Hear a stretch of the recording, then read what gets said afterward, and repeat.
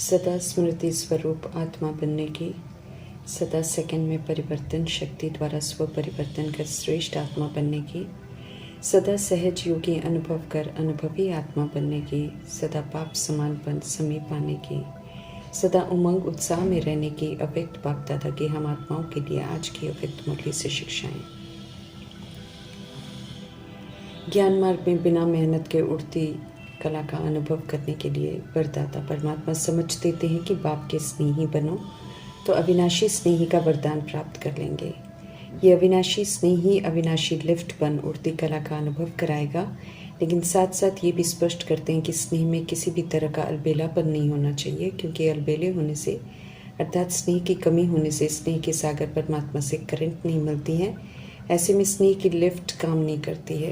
Current नहीं मिलना light बंद होने की तरह है, अर्थात कनेक्शन ही खत्म हो जाता है। फिर लिफ्ट द्वारा जो सुख की अनुभूति होती है वो कर नहीं सकते हैं।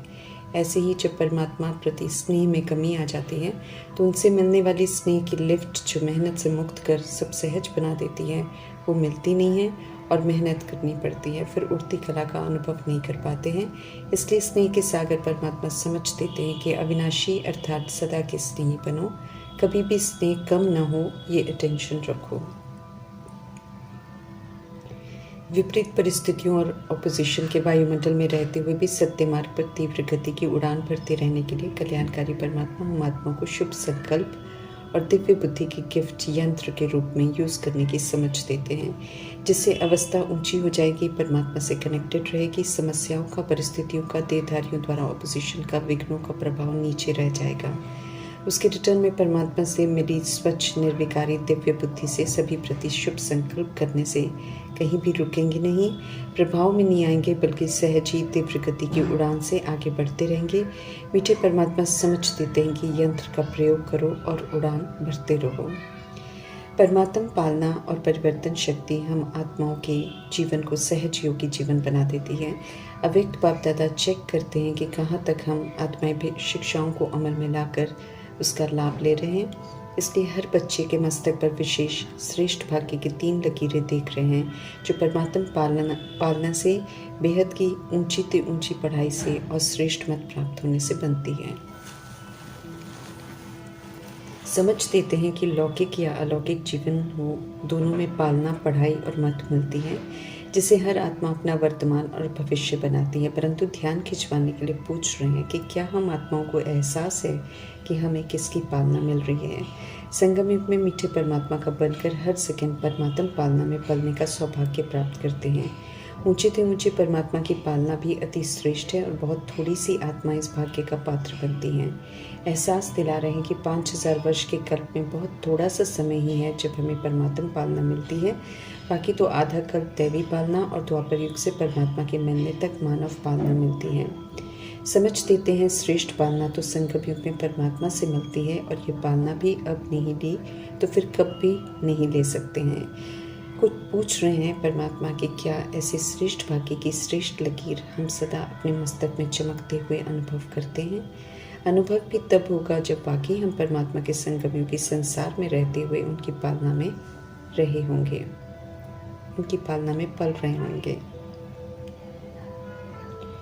समझते रहें कि अगर हम सदा की प्राप्ति करना चाहते हैं परमात्मा पालना की, तो पुरुषार्थ भी सदा का चाहिए और तीव्र चाहिए। चाहना और प्रैक्टिकल में अंतर नहीं होना चाहिए।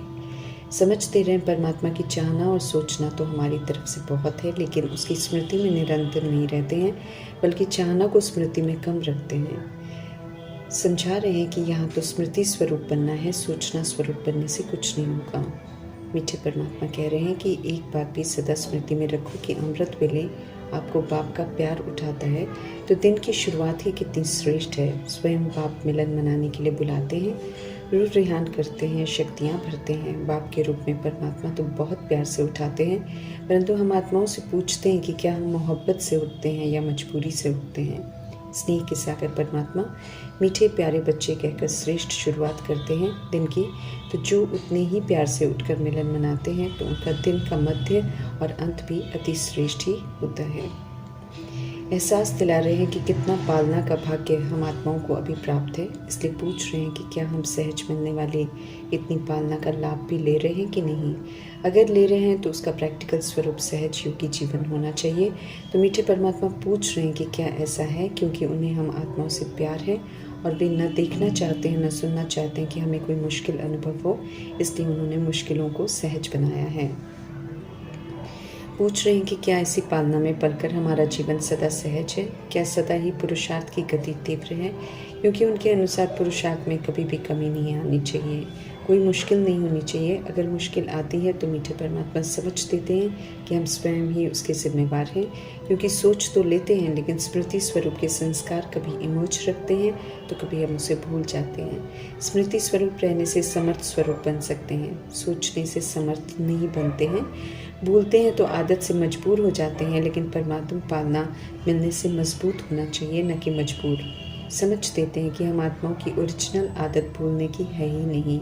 आदि में स्मृति स्वरूप की प्रालब्ध पाने वाली देव आत्माएं हैं, और अनादि आत्मा के संस्कार भी जब परम धाम से नीचे आते हैं तो स्मृति स्वरूप के होते हैं। अंत में संगम युग भी परमात्मा से समझ मिलने के बाद स्मृति स्वरूप बनते हैं। भूलना तो मध्य में द्वापर युग से सीखा है। समझ देते हैं परमात्मा के कायदे से अनादि आदि अंत तीनों की स्मृति स्वरूप के काल सहज होनी चाहिए।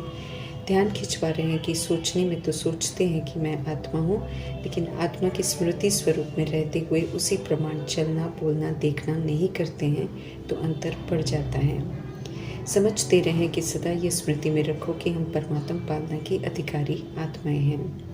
हम आत्माओं का चार्ट देख बता रहे हैं कि भाग्य की लकीर कभी ऊंची तो कभी नीची है, कभी दाग और कभी दाग ही दाग है जो नहीं होनी चाहिए। समझ दे रहे हैं कि कोई गलती हो तो गलती से सबक सीखकर गलती का चिंतन नहीं करना है, क्योंकि जो हो गया उसे बदल नहीं सकते हैं। क्यों क्या ऐसे वैसे का चिंतन करने से बात जो चली जाती है उसे पकड़ कर रखने से संगम युग का अनमोल समय और एनर्जी व्यर्थ चले जाते हैं। अवज्ञा करने से दाग पर दाग लग जाते हैं। पेपर 1 सेकंड का होता है तो 1 सेकंड में देना है, लेकिन उसे लेकर व्यर्थ सोचने के संस्कार बनाने से, पेपर के समय बढ़ाने से अपना ही नुकसान कर लेते हैं। समझते रहें परमात्मा की पेपर का सेकंड पूरा होता है। अपने परमात्मा पालना के श्रेष्ठ भाग्य की स्मृति में लाकर हर्षित रहो। ऐसी निर्विकल्प स्थिति बन जाए, ये संस्कार इमर्ज करो। परमात्मा पालना को बार बार स्मृति में लाने की जगह माया के आकर्षण करने वाले खिलौनों से खेलने लग जाते हैं, लेकिन परमात्मा सावधान कर रहे हैं कि माया पहले तो प्यार से खेल कराती है, लेकिन फिर पूरी तरह हार खिलाती है। हार खाकर होश में आने से कोई फ़ायदा नहीं। इसलिए समझते रहें कि परिवर्तन शक्ति की जो कमी है उसे भरो, क्योंकि इस शक्ति की कमज़ोरी नीचे ले आती है। समझते रहें परमात्मा की ब्राह्मण जीवन में परीक्षाएं तो आनी हैं, उनको पास करने के लिए परिवर्तन करने की शक्ति बहुत ज़रूरी है। परिवर्तन करने की शक्ति से व्यर्थ को रोक समर्थ सोच सकते हैं। स्वरूप का परिवर्तन पहला विशेष परिवर्तन है जिसे करना ज़रूरी है, और जिस अनुसार पक्का करना है कि मैं शरीर नहीं लेकिन आत्मा हूँ। ये आदि परिवर्तन है। देहभान का फोर्स आएगा परीक्षा के रूप में, लेकिन आत्म अभिमान के स्वरूप में टिकना है। परिवर्तन शक्ति सेकंड में काम में आ जाए तो समय और कितने संकल्प बच जाते हैं। वेस्ट की जगह बेस्ट जमा हो जाता है। स्वरूप के परिवर्तन के बाद स्वभाव का परिवर्तन ज़रूरी है, क्योंकि पुराना स्वभाव पुरुषार्थी जीवन में धोखा देता है। इसलिए उसके वश नहीं होना है और ना ही उसे अपनी नेचर कहकर खुद को बचाने की कोशिश करनी है। ध्यान खिंचवा रहे हैं मीठे परमात्मा की जब ब्राह्मण बन गए तो जन्म बदल गया, अर्थात अलौकिक जन्म हो गया। संबंध बदल गया, अर्थात रूहानी हो गया। माँ बाप बदल गए, परमात्मा माँ बाप के रूप में मिल गए।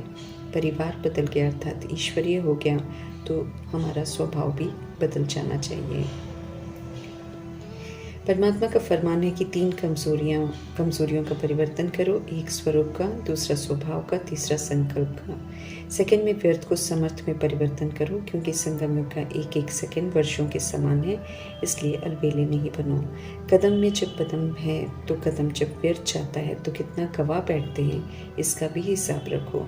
समझ देते हैं कि जो नहीं चाहते हो वो अपनी तरफ खींचेगा, लेकिन करना नहीं, क्योंकि करने से वो संस्कार रूप में भर जाते हैं। इसलिए समझ देते हैं कि संकल्प परिवर्तन करो। पीठी को बिंदी लगाओ, उसके लिए परिवर्तन शक्ति का प्रयोग करो। परिवर्तन शक्ति आने से स्वभाव निर्मल और निर्माण रहता है। खुद को मोल्ड करने की शक्ति रहती है और मोल्ड करने वाले ही रियल गोल्ड बनते हैं। समझ मिलती है कि परिवर्तन शक्ति को बढ़ाओ, ये शक्ति सबका प्यारा बनाती है। विचार भी सहज हो जाते हैं और सेवा में हम आगे बढ़ते रहते हैं। हर परिस्थिति में, हर संबंध संपर्क में समय और वायुमंडल को परख कर अपने को परिवर्तन करने की आवश्यकता है। जब ये हम कर लेंगे तो नंबर 1 बन जाएंगे। परिवर्तन करने में औरों को नहीं देखना है, उनके परिवर्तन करने का इंतज़ार नहीं करना है, बल्कि परिवर्तन करने में सबसे पहले अर्जुन बनना है। जो अपने आप को परिवर्तन करते हैं, उनका ये परिवर्तन ही उनके विजयी बनने की निशानी है। तो विजयी बनना है तो मीठे परमात्मा कहते हैं कि स्वयं को परिवर्तन करो। अपना बनाकर संगम में प्यार के सागर परमात्मा खुशी का खजाना देते हैं और कहते हैं हर हाल में सदा खुश रहो और खुशियाँ बांटो। समझ देते हैं कि ज्ञान और योग की परख खुशी की प्राप्ति के आधार से ही होती है। अगर खुशी की प्राप्ति नहीं है तो ज्ञान के सागर परमात्मा कहते हैं कि ज्ञान ठीक रीति नहीं समझा है। अगर योग लगाते हैं लेकिन खुशी नहीं है तो फिर योग ठीक नहीं है। खुशी अविनाशी बाप का अविनाशी खजाना है, इसलिए कोई भी परिस्थिति खुशी को गायब नहीं कर सकती है। ज्ञान और योग की प्रत्यक्षता तब है जब हम सदा खुश रहें और देखने वाले पूछने को मजबूर हो जाएं कि आपको क्या मिला है। संगम युग में एक बाप दूसरा न कोई की लगन में मगन रहे तो सर्वशक्तिमान परमात्मा यकीन दिलाते हैं कि कोई भी विघ्न टिक नहीं सकता है, विघ्न का प्रभाव पड़ नहीं सकता है। एक बाप दूसरा न कोई की लगन आत्मा को प्रभावशाली बना देती है, फिर कोई भी प्रभाव अपनी तरफ खींच नहीं सकता है। मीठे परमात्मा कहते हैं इस विशेष संगम युग में लगन में मगन रहते हुए प्रभाव मुक्त रहने का विशेष अनुभव करो। ओम शांति।